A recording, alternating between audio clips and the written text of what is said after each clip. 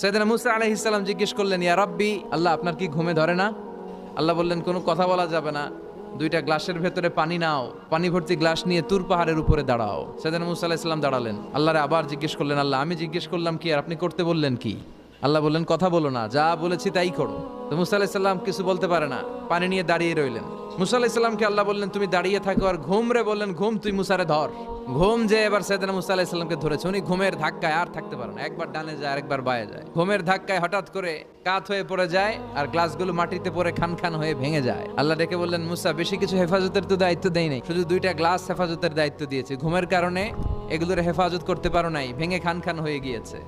আমি যদি তোমাদের মতো ঘুমিয়ে যেতাম তাহলে পৃথিবীর সাথে সূর্য লেগে, সূর্যের সাথে চন্দ্র লেগে গোটা মহাবিশ্বটা এভাবে গ্লাসের টুকরার মতো খান খান হয়ে যেত রে মুসা। এজন্য লা তাখুযুহু সিনাতু ওয়ালা নাওম, আমার ঘুমেও ধরে না, ঘুমের আগে যে তন্দ্রা আসে ওইটাও ধরে।